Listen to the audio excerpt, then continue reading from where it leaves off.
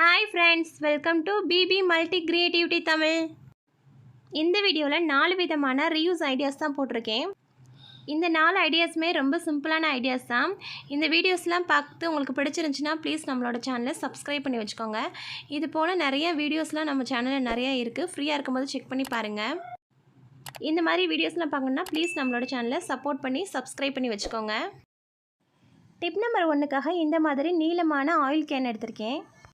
இந்த மாதிரி oil can உங்கள்கிட்ட இல்லைன்னா வாட்டர் பாட்டில் கூட எடுத்துக்கோங்க. இப்போ இந்த கேனோட மேல் பகுதியை மட்டும் நான் கட் பண்ணி விட்டுக்கிறேன்.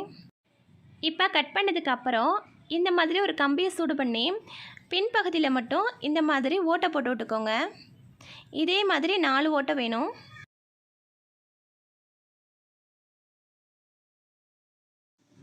இப்போ இந்த மாதிரி ஓட்டை போட்டு விட்டதுக்கப்புறம் நம்ம மேல் பகுதியில் பார்த்திங்கன்னா இந்த மாதிரி அந்த சைடும் இந்த சைடும் பார்த்திங்கன்னா 2 ஓட்டை போட்டு விட்டுக்கோங்க.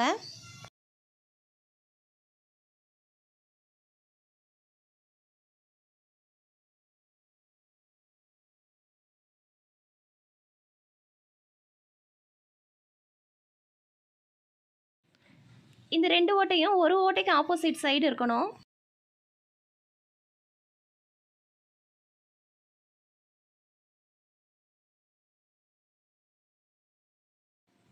இப்போ இந்த மாதிரி ஓட்டை போட்டு விட்டதுக்கப்புறம் நம்மகிட்ட இருக்க ஏதாவது ஸ்ட்ராங்கான ஒரு நூல் இருந்துச்சுன்னா அதை எடுத்துக்கோங்க. 2 சைடும் பார்த்திங்கன்னா அந்த நூலை வச்சு நல்லா ஸ்ட்ராங்காக கட்டி விட்டுக்கோங்க. இப்போ நான் கட்டுற மாதிரி கட்டி விட்டுக்கோங்க.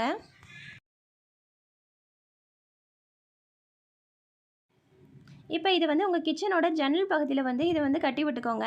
கட்டி விட்டுட்டு நம்ம இதில் என்ன ஆர்கனைஸ் பண்ணி வைக்க போகிறோம்னா நம்மளுடைய பெரிய பெரிய கரண்டியெல்லாம் வைக்கிறதுக்கு ஒரு கரண்டி வைக்கிற ஸ்டாண்டாக தான் நம்ம இதை யூஸ் பண்ண போகிறோம்.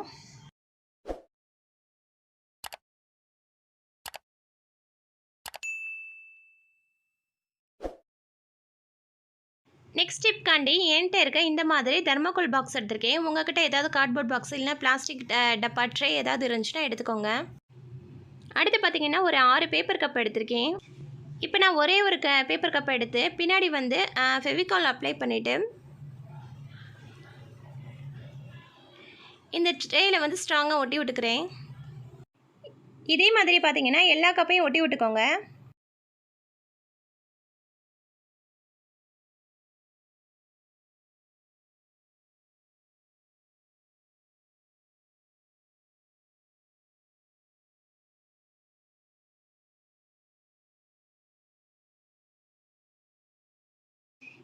இப்போ பார்த்தீங்கன்னா எல்லா கப்பையும் ஒட்டி விட்டாச்சு.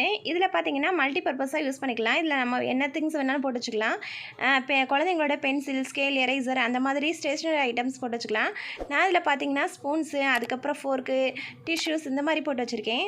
இந்த வீடியோ பிடிச்சிருந்துச்சுன்னா லைக் பண்ணுங்கள்.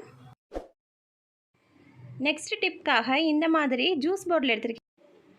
நான் மார்க் பண்ண அந்த மேல் பகுதி வளைவாக இருக்குல்ல அந்த பகுதியை மட்டும் நம்ம இப்போ கட் பண்ணி எடுத்துக்கிடுவோம்.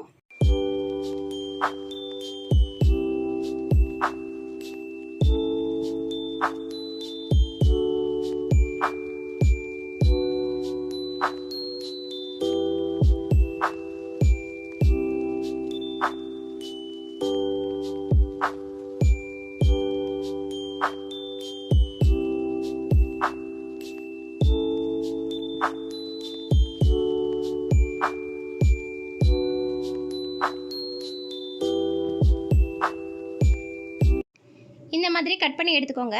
கீழே அதே மாதிரி பார்த்திங்கன்னா அந்த கீழ் பகுதி வளைவாக இருக்குல்ல அந்த பகுதி வரைக்கும் நம்ம கட் பண்ணி எடுத்துக்கிடுவோம். இப்போ கீழே கட் பண்ணியிருக்க இந்த பகுதியையும் நம்ம ஏற்கனவே மேலே கட் பண்ணியிருந்தோம்ல அந்த பகுதியும் சேர்த்து ஒன்றா சேர்த்து ஜாயின் பண்ணி விட்டிங்கன்னா அது நல்லா டைட்டாக நின்றுக்கிறோம். சாரி, நான் இதில் ஒன்றா ஜாயின் பண்ணுற மாதிரி நான் காமிச்சிருக்க மாட்டேன். இந்த கீழ்ப்பகுதியும் மேல் பகுதியும் மட்டும் ஜாயின் பண்ணிட்டோம்னா நமக்கு குட்டியாக ஒரு க்யூட்டான ஒரு பாட்டில் நமக்கு ரெடி ஆயிடும். இப்போ குட்டியான ஒரு க்யூட்டான நமக்கு ஒரு பாட்டில் நமக்கு ரெடி ஆயிடுச்சு. இதில் நான் கடுகு பருப்பு போட்டு வச்சுருக்கேன். உங்களுக்கு விருப்பமான ஏதாவது குட்டி குட்டி ஐட்டம்ஸ்லாம் போட்டு வச்சுக்கலாம். இந்த மாதிரி குட்டியான பாக்ஸ்லாம் நிறையா செஞ்சு அதில் வெந்தயம், சீரகம் இந்த மாதிரி சமையலுக்கு தேவையான பொருட்கள்லாம் சேர்த்து வச்சுக்கலாம்.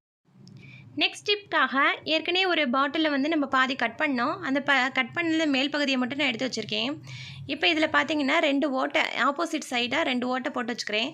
அதில் பார்த்தீங்கன்னா ஒரு நூலை ஸ்ட்ராங்கான ஒரு இப்போ இந்த மாதிரி கட்டி விட்டதுக்கப்புறம் இதை நம்ம எதுக்காக யூஸ் பண்ண போறோம்னா சிங்க்கு மேலே இருக்க குழாய் மேலே இதை ஹேங் பண்ணி விட்டுக்கோங்க.